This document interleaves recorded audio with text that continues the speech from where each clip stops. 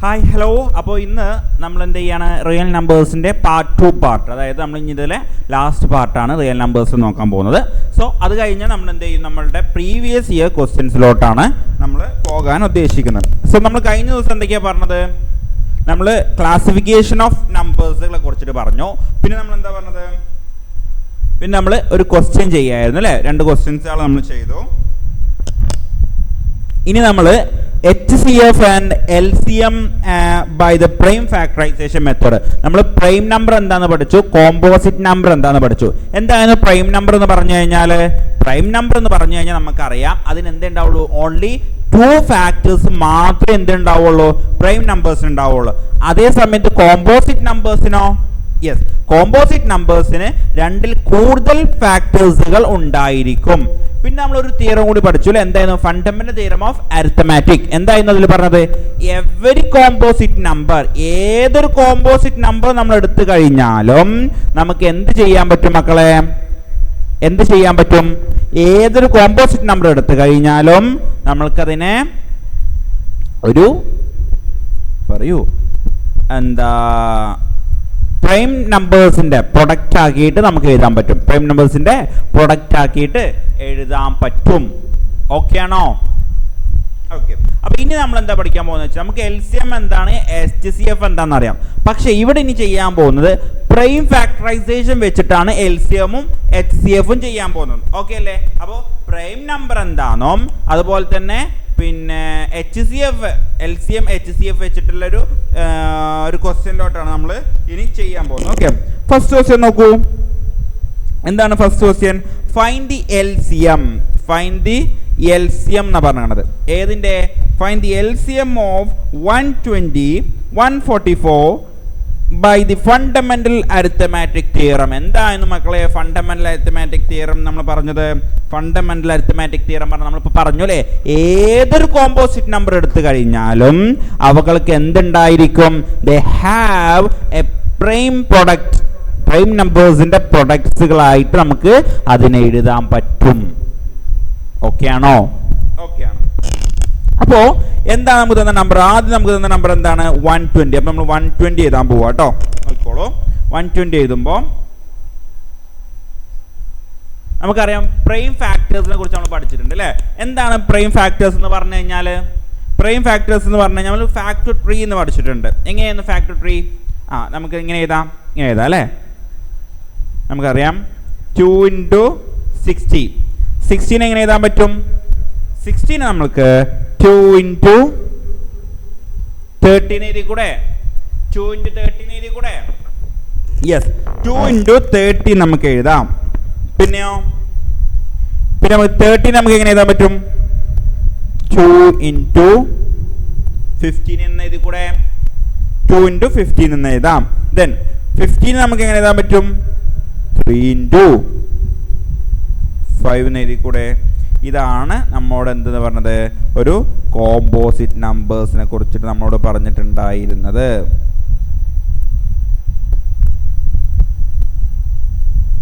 Okay ആണോ? Okay അല്ലേ?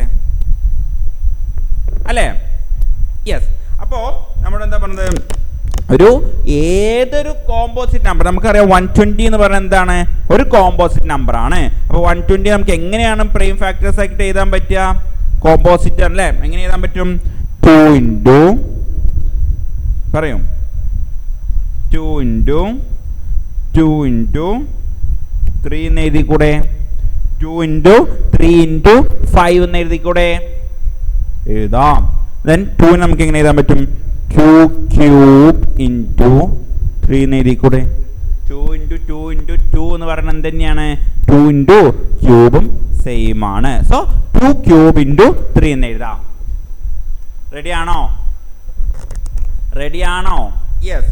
അങ്ങനെയാണെങ്കിൽ നിങ്ങൾ പറഞ്ഞേ 144 നമുക്ക് എങ്ങനെ എഴുതാൻ പറ്റും? 144നെ നമ്മൾക്ക് എങ്ങനെ എഴുതാൻ പറ്റണം? 144നെ നമ്മൾക്ക് എങ്ങനെ എഴുതാൻ പറ്റും? 144 നമുക്ക് എങ്ങനെ എഴുതാം?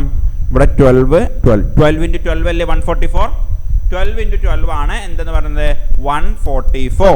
സോ 12 into 12 എന്ന് എഴുതാം. ദെൻ നോക്കൂ, 12 നമുക്ക് എങ്ങനെ എഴുതാൻ പറ്റും? 6 into 2 എന്ന് എഴുതി കൂടെ? 12 നമുക്ക് 6 into 2 എന്ന് എഴുതി കൂടെ? അത് ഇവിടെ എഴുതണം, 6 into 2. 6 എങ്ങനെ എഴുതാൻ പറ്റും? 6 നമുക്ക് 2 into 3 എന്ന് എഴുതി കൂടെ? ഇവിടെ 2 into 3 എന്ന് എഴുതി കൂടെ? സോ നമുക്കിപ്പോൾ എന്തൊക്കെ കിട്ടി? 144, 12, 12, 6, 6, 2, 2, 2.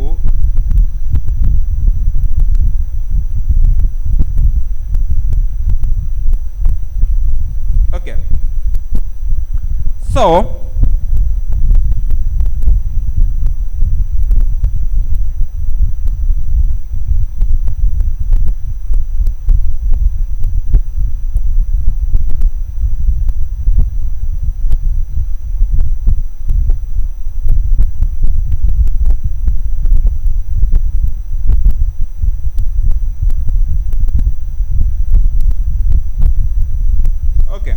അപ്പോൾ നമുക്ക് എന്ത് ചെയ്യാം? അപ്പോൾ നമുക്ക് ഇനി ഇവിടെ എന്ത് എഴുതാൻ പറ്റും? 144നെ നമുക്ക് എങ്ങനെ എഴുതാൻ പറ്റണം? 144നെ നമുക്ക് 2 raised to അല്ലേ, എങ്ങനെ എഴുതാം? 2 raised to 4 into 3 square എന്ന് എഴുതി കൂടെ? 2 എത്ര ഉണ്ട് അവിടെ? നമുക്ക് പ്രൈമിന്റെ ഫാക്ടേഴ്സ് ആക്കിയിട്ടാണ് എഴുതേണ്ടത്. പ്രൈമിന്റെ ഫാക്ടേഴ്സ് ആയിട്ടാണ് നമുക്ക് എഴുതേണ്ടത്. ഓക്കെ, സോ നമ്മൾ എന്ത് ചെയ്തു? പ്രൈമിന്റെ ഫാക്ടേഴ്സ് ആയിട്ട് നമ്മൾ ചെയ്തു. ഇനി നമുക്കിപ്പോൾ എന്ത് കിട്ടി? 144ന് കിട്ടി, 120ൻ്റെയും കിട്ടി. നമ്മൾ എന്താ പറഞ്ഞിട്ടുള്ളത്? Find the LCM, find the LCM and HCF എന്നാണ് പറയുന്നത്. എന്താണ് LCM HCF എന്ന് പറഞ്ഞാൽ നമുക്കറിയാം. എന്താണ് LCM HCF എന്ന് പറഞ്ഞു കഴിഞ്ഞാൽ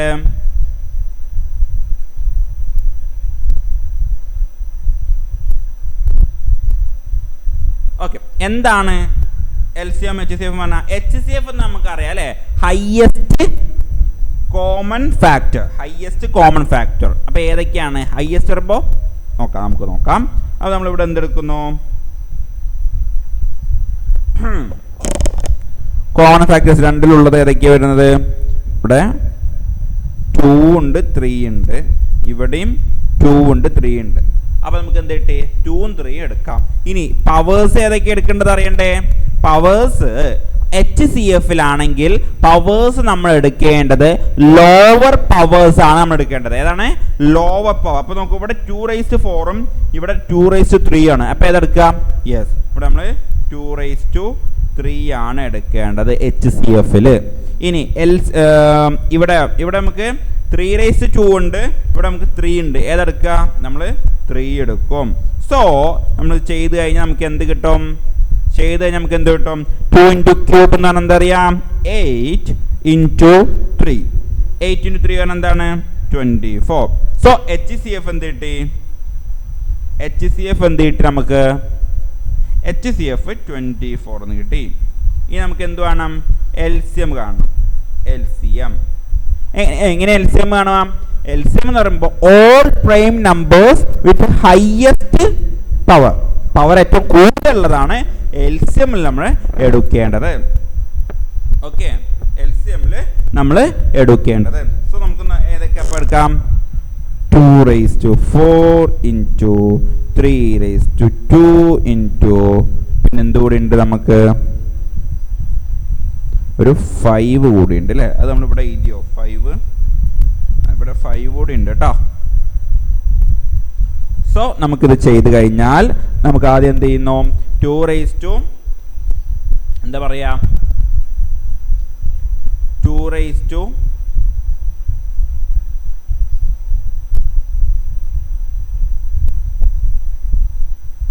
ഓക്കെ, നമ്മൾ 2 raised to 4 എന്ന് പറയുമ്പോൾ നമുക്ക് എന്ത് കിട്ടും? 16 into 3 raised to 2 എന്ന് പറയുമ്പോൾ നമുക്ക് 9 കിട്ടും. then into 5 that equal to 16 into 9 എന്ന് പറഞ്ഞു കഴിഞ്ഞാൽ നമുക്ക് 144 എന്ന് കിട്ടും. Okay, 144 into 5 that equal to 720 എന്ന് വരും. ഓക്കെ ആണോ? ഓക്കെ ആണോ?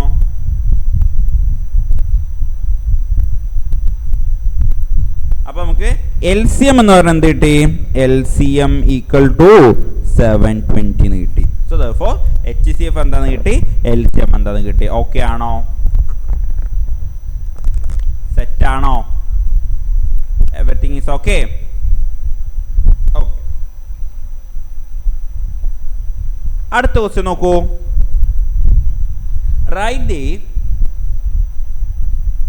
HCF and LCM of the smallest odd composite number and the smallest odd number എന്ന് പറഞ്ഞാൽ. അപ്പോൾ LCM HCF കാണാം. ആദ്യം എന്താണ് സ്മോളസ്റ്റ് ഓഡ് കോമ്പോസിറ്റ്? ഏതാണ് സ്മോളസ്റ്റ് ഓഡ് കോമ്പോസിറ്റ് എന്ന് പറയുമ്പോൾ 3. ഓഡ് കോമ്പോസിറ്റ് ഏത് വരും? 3 എന്ന് വരും. സോറി, കോമ്പോസിറ്റ് അല്ലേ, സോറി കേട്ടോ.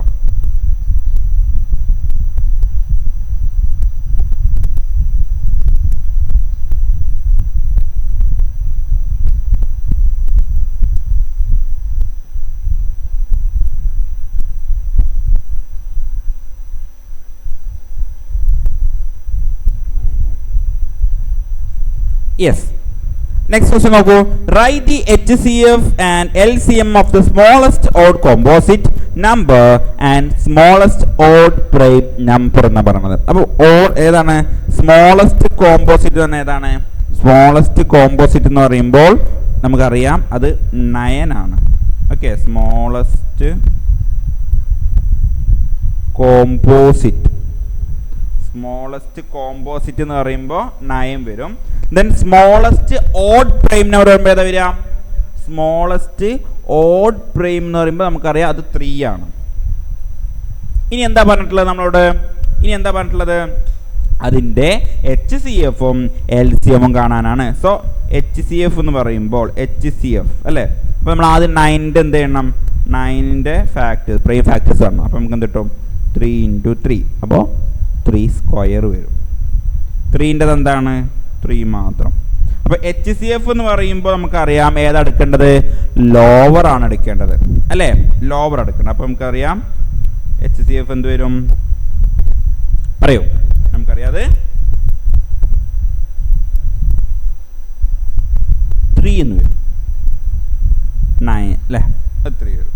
ഇനി LCMോ? LCM ആണെങ്കിൽ നമുക്കറിയാം ഹയസ്റ്റ് പവർ ആണ് എടുക്കേണ്ടത്. ഓക്കെ, അപ്പോൾ ഹയസ്റ്റ് പവർ പറയുമ്പോൾ നമുക്കറിയാം അതെന്താണ്? 3 സ്ക്വയർ ആണ്. ദാറ്റ് ഈക്വൽ ടു നമുക്ക് എന്ത് കിട്ടും? 9. സോ LCMും കിട്ടി, HCFും കിട്ടി. ഓക്കെ ആണോ? Ready? Okay. So we are moving to the next question. അപ്പോൾ ഇങ്ങനെയുള്ള ക്വസ്റ്റ്യൻസ് അവിടെ വരുമ്പോൾ നന്നായിട്ട് ചിന്തിക്കണം. അപ്പോൾ കോമ്പോസിറ്റ് എന്ന് പറയുമ്പോൾ എന്താണ് കോമ്പോസിറ്റ് എന്നുള്ളൊരു ഐഡിയ വേണം. പ്രൈം നമ്പർ എന്താണെന്നുള്ളത് നിങ്ങൾ നോക്കണം. നമ്മൾ ചുമ്മാ ഒരു ക്വസ്റ്റ്യൻ ബോർഡിൽ പോയിട്ട് ചാടി പോയി എഴുതല്ല വേണ്ടത്. അവിടെ നമ്മൾ എന്ത് ചെയ്യണം? ആ ക്വസ്റ്റ്യൻ എന്താണെന്നുള്ളത് പ്രോപ്പറായിട്ട് റീഡ് ചെയ്തിട്ടായിരിക്കണം നിങ്ങൾ എന്ത് ചെയ്യേണ്ടത്? അത് അറ്റൻഡ് ചെയ്യാൻ തുടങ്ങേണ്ടത്. ഓക്കെ, അതല്ലാതെ ഓടിപ്പോയിട്ട് ഇത് കോമ്പോസിറ്റ് അതാണ് അങ്ങനെ പറഞ്ഞിട്ട് നിങ്ങളിപ്പോൾ പെട്ടെന്ന് ചിലപ്പോൾ നിങ്ങൾക്ക് എന്ത് ചെയ്യണമെന്നില്ല, അത് ഓർമ്മ വരണം എന്നില്ല. അപ്പോൾ അത് കറക്റ്റ് ക്വസ്റ്റ്യൻസ് നന്നായിട്ട് വായിച്ചിട്ടേ പോകാൻ പാടുള്ളൂ. ഓക്കെ ആണോ? റെഡി? സോ നമ്മൾ എന്ത് ചെയ്യാണ്? അടുത്ത ക്വസ്റ്റ്യനിലോട്ട് പോവുകയാണ്. എന്താണ്? The HCF of 253 and 440 and 11 equal to 11 and LCM of 253 and 440 is 253 into R. Find R എന്നാ പറഞ്ഞത്. അപ്പോൾ നമുക്ക് ആദ്യം എന്ത് ചെയ്യണം? ഗിവൺ ഡാറ്റ നമ്മൾ താഴോട്ട് ഇറക്കി എഴുതണം. എന്താണ് ഗിവൺ ഡാറ്റ? അത് നമുക്കറിയാം. HCF തന്നിട്ടുണ്ട്. എന്താണ് HCF? HCF 253 and 440 എന്ന് പറയുമ്പോൾ നമുക്ക് എന്ത് കിട്ടും? 11 എന്ന് കിട്ടും. എന്ത് കിട്ടും? 11. ഓക്കെ, LCM എന്താണ്? LCM എന്ന് പറയുമ്പോൾ 253 and 440 പറയുമ്പോൾ 253 into R എന്ന് കിട്ടും. അപ്പോൾ നമുക്കിവിടെ R ആണ് കണ്ടുപിടിക്കേണ്ടത്. R കണ്ടുപിടിക്കുമ്പോൾ നമുക്ക് ഒരു എന്താ അറിയാം? A into B എന്ന് പറയുന്നത് എന്താണെന്ന് അറിയോ? HCF of A, B into LCM of A, B. ഇത് പഠിച്ചിട്ടുണ്ടാവും, നിങ്ങൾ ടെക്സ്റ്റ് ബുക്കിലൊക്കെ ഉണ്ടാവും, നിങ്ങളത് ഫസ്റ്റ് ചാപ്റ്റർ എടുത്തപ്പോൾ പഠിച്ചിട്ടുണ്ടായിരിക്കും. അപ്പോൾ ഇങ്ങനൊരു ഇത് നമ്മളുടെ മൈൻഡിൽ വരണം. ഇത് വെച്ചിട്ടാണ് നമ്മൾ സോൾവ് ചെയ്യുന്നത്. അപ്പോൾ ഇവിടെ നമുക്ക് എന്തറിയാം, എ എന്ന് പറയുന്നത് എന്താണെന്നറിയാം, എ എന്ന് പറയുന്നത് എന്താണെന്നറിയാം, ബി എന്ന് പറയുന്നത് എന്താണെന്നറിയാം. അപ്പോൾ നമ്മൾ കൊടുക്കാൻ പോവാണ്. എ എന്ന് പറയുന്നത് എന്താണ്, 253 into 440, 253 into 440 that equal to HCF എന്താണെന്നറിയാം, 11 ആണെന്നറിയാം. LCM എന്താണെന്ന് അറിയോ, കറക്റ്റ് അറിയില്ല, ബട്ട് നമുക്ക് അവിടെ എന്തുണ്ട്, ഒരു വാല്യൂ അവർ തന്നിട്ടുണ്ട്. അപ്പോൾ അത് കൊടുക്കാൻ പോവാണ്. സോ 253 ഇൻറ്റു 6 എന്ന് കൊടുത്തു. ഓക്കെ ആണോ? ഇനി നമ്മൾ എന്ത് ചെയ്യാൻ വെച്ച് കഴിഞ്ഞാൽ, ബോത്ത് സൈഡിൽ നമ്മൾ 11 കൊണ്ട് എന്ത് ചെയ്യാണ്, ഡിവൈഡ് ചെയ്യണം. ഓക്കെ, ബോത്ത് സൈഡ് നമ്മൾ 11 കൊണ്ട് ഡിവൈഡ് ചെയ്യാണ്. So 253 into 440 divided by 11 that equal to 11 into 253 divided by 11 into r. കിട്ടിയോ? കിട്ടി. ഇനി നമുക്കറിയാം 440 divided by 11 എന്ന് പറഞ്ഞു കഴിഞ്ഞാൽ എന്താണെന്ന് അറിയാം, 40 ആണെന്ന് അറിയാം. സോ 253 into 40 equal to എന്താവും, ഈ 11ഉം ഈ 11 എന്തായി പോവും, കട്ടായി പോവും അല്ലേ. സോ ഇവിടെ എന്ത് കിട്ടും, 253 into r എന്ന് കിട്ടും. 253 ഇൻറ്റു 6 എന്ന് നമ്മൾക്ക് കിട്ടും. ഇനി നമ്മൾ എന്ത് ചെയ്യുന്നു, ഇനി നമ്മൾ ബോത്ത് സൈഡിൽ 253 കൊണ്ട് ഡിവൈഡ് ചെയ്യാം. അപ്പം നമുക്ക് എന്ത് കിട്ടും, 253 into 40 divided by 253 equal to 253 into r divided by 253. ഇവിടെ എന്ത് സംഭവിക്കും മക്കളെ, ഈ 253യും ഈ 253യും കട്ടായി പോവും, ഈ 253യും ഈ 253യും കട്ടായി പോവും. Therefore we got that 40 equal to r. 40 എന്ന് പറഞ്ഞാൽ എന്താണ്, r ആണെന്ന് നമുക്ക് കിട്ടും. ഓക്കെ ആണോ? റെഡി ആണോ? സംശയമുണ്ടോ?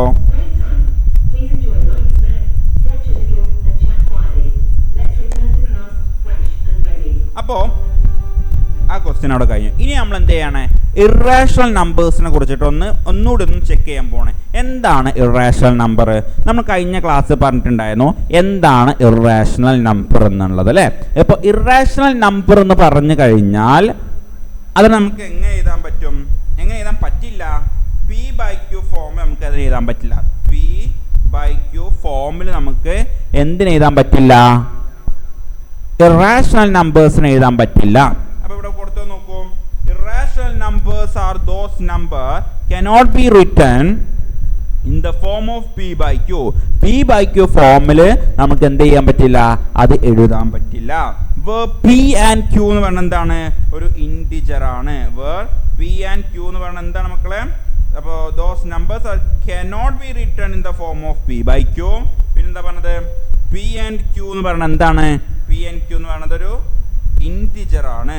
ദെൻ വേർ Q എന്ന് പറയുന്നത് എന്താണ്, വേർ Q എന്ന് പറയുന്നത് നോട്ട് ഈക്വൽ ടു 0.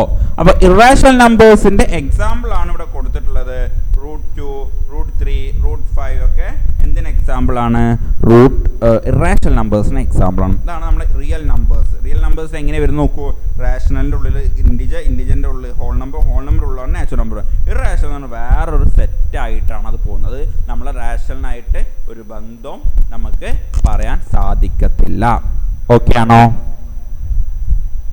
ഓക്കെ, നോക്കൂ. For example √2 is A irrational. √2 എന്ന് പറഞ്ഞാൽ എന്താണ്, ഒരു ഇറാഷണൽ ആണ്. √2 എന്ന് പറയുന്നത് ഒരു ഇറാഷണൽ ആണ്. പക്ഷേ √2 ഇറാഷണൽ ആണെങ്കിലും √4 എന്തല്ല, √4 എന്തല്ല, ഒരു റാഷണൽ അല്ല. √4 ഒരു റാഷണൽ അല്ല, വിച്ച് ഈസ് എൻ റാഷണൽ. √4 എന്ന് പറഞ്ഞാൽ എന്താണ്, ഒരു റാഷണൽ ആണ്. Therefore the square root of all prime numbers are irrational. Square root of all prime numbers, square root of all prime numbers is irrational. Okay, if P is a prime number then √P is a irrational. Clear ആണോ? Clear അല്ലേ? അപ്പോൾ √P എന്ന് പറയുന്നത് ഒരു prime number ആണെങ്കിൽ √P എന്ന് പറയുന്നത് എന്തായിരിക്കും, ഒരു ഇറാഷണൽ നമ്പർ ആയിരിക്കും. ഓക്കെ ആണോ? സെറ്റ് അല്ലേ? ഓക്കെ, നോക്കൂ, ഇവിടെ നോക്കൂ. Theorem: if A prime number p divides a square, then p divides a, which is a positive integer. എന്താ പറഞ്ഞത് നോക്കൂ. ഇഫ് എ പ്രൈം നമ്പർ, ഒരു പ്രൈം നമ്പർ ഉണ്ടെന്ന് വിചാരിക്കാം, that p divides a square, ഒരു a സ്ക്വയറിനെ p ഡിവൈഡ് ചെയ്യുകയാണെങ്കിൽ then അതേ p ഏതിനെ ഡിവൈഡ് ചെയ്യും? a-നും ഡിവൈഡ് ചെയ്യും. a സ്ക്വയറിനെ ഡിവൈഡ് ചെയ്തിട്ടുണ്ടെങ്കിൽ അത് a-നും ഡിവൈഡ് ചെയ്യും.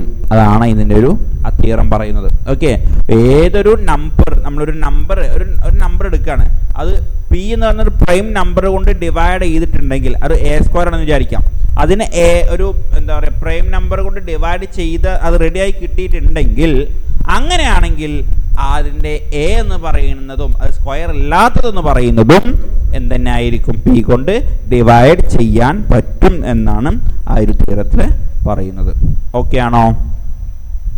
സെറ്റാണോ? ഓക്കെ, തിയറം അല്ല, നെക്സ്റ്റ് തിയറത്തിലോട്ട് പോവുകയാണ്. Prove that √2 is A irrational number. √2 എന്ന് പറഞ്ഞാൽ എന്താണ്? ഒരു ഇറാഷണൽ നമ്പർ ആണെന്ന് പ്രൂവ് ചെയ്യാനാണ് പറഞ്ഞത്. അപ്പോൾ നമ്മൾ ഇത് എങ്ങനെ ചെയ്യണം വെച്ചാൽ കോൺട്രഡിക്ഷൻ മെത്തേഡ് വെച്ചിട്ടാണ് ചെയ്യുന്നത്. നമ്മൾ എന്താണ് അസ്യൂം ചെയ്യാണ്. എന്താണ് അസ്യൂം ചെയ്യുന്നത് നോക്കൂ. എന്താണ് അസ്യൂം ചെയ്യുന്നത് നോക്കൂ. പ്രൂവ് ദാറ്റ്, അപ്പോൾ നമ്മൾ എന്താ അസ്യൂം ചെയ്യുക വെച്ചാൽ √2 എന്ന് പറഞ്ഞാൽ എന്താണ്? √2 എന്ന് പറയുന്നത് ഒരു റാഷണൽ നമ്പർ ആണ് എന്ന് നമ്മൾ അസ്യൂം ചെയ്യാം. അപ്പം റാഷണൽ നമ്പർ പറഞ്ഞാൽ എന്താണ്? നമുക്ക് √2 നമുക്ക് എങ്ങനെ എഴുതാൻ പറ്റും? a/b ഫോമിൽ എഴുതാം, where b not equal to 0. പിന്നെ എന്തുണ്ട്? a, b എന്തുണ്ട്? No common factors. Common factors other than 1 അല്ലാതെ വേറൊരു കോമൺ ഫാക്ടേഴ്സ് അതിന് ഇല്ല എന്ന് നമ്മൾ കാണിക്കണം. ഓക്കെ, അല്ല ഇല്ല ഞാൻ വിചാരിച്ചു. സോ നമുക്ക് എങ്ങനെ നമ്മൾ എന്ത് ചെയ്യുന്നു വെച്ചാൽ ഫസ്റ്റ് ബോത്ത് സൈഡിൽ സ്ക്വയർ ചെയ്യാണ്. അപ്പോൾ 2 equal to a square by b square. ബീനെ നമ്മൾ എന്ത് ചെയ്യുന്നു? ബീനെ മക്കളെ ഇവിടെ നിന്ന് b സ്ക്വയർ ഉണ്ട്. ഓക്കെ, ബീനെ നമ്മൾ എന്ത് ചെയ്യുന്നു? ഇവിടെ നിന്ന് ഇങ്ങോട്ട് കൊണ്ടുവരാം. അപ്പോൾ നമുക്ക് എന്ത് കിട്ടും? 2b square equal to a square. ഇതെന്താ നമുക്കറിയാം? ഈവൻ ആണെന്ന് അറിയാം. സോ a സ്ക്വയർ എന്താണ്? ഒരു ഈവൻ ആണ്. a സ്ക്വയർ ഈവൻ ആണെങ്കിൽ നമുക്ക് എന്തു പറയാം? എയും ഈവൻ ആണെന്ന് പറയാം. ഇപ്പം a ഈവൻ ആണ്, നമുക്ക് മനസ്സിലായി. ഇതൊന്ന് മനസ്സിലായി. അങ്ങനെയാണെങ്കിൽ a ഈവൻ ആണെങ്കിൽ a നമുക്ക് എങ്ങനെ എഴുതാൻ പറ്റും? a നമുക്ക് a ഈക്വൽ ടു 2k എന്ന് എഴുതാം. അപ്പം ഇനി a കാണുന്നത് നമുക്ക് എന്ത് ചെയ്യാം? 2k അപ്ലൈ ചെയ്ത് നോക്കാം. അപ്പം നമുക്ക് ഇവിടെ അറിയാം 2b square equal to എന്തരാം? 2k അല്ലേ? ഇവിടെ സ്ക്വയർ അല്ലേ? 2k square. Then 2b square equal to 4k square എന്നാകും അല്ലേ? അതെ. ഇനി നമ്മൾ എന്ത് ചെയ്യാണ്? ബോത്ത് സൈഡ് 2 കൊണ്ട് ഡിവൈഡ് ചെയ്യാം. അപ്പം നമുക്ക് കിട്ടും ഇവിടെ b square equal to 2k square. ഇതെന്ത് മനസ്സിലായി? b സ്ക്വയർ എന്ന് പറയുന്നത് എന്താണ്? b സ്ക്വയർ എന്ന് പറയുന്നത് ഒരു ഈവൻ ആണ്, നമുക്ക് മനസ്സിലായി.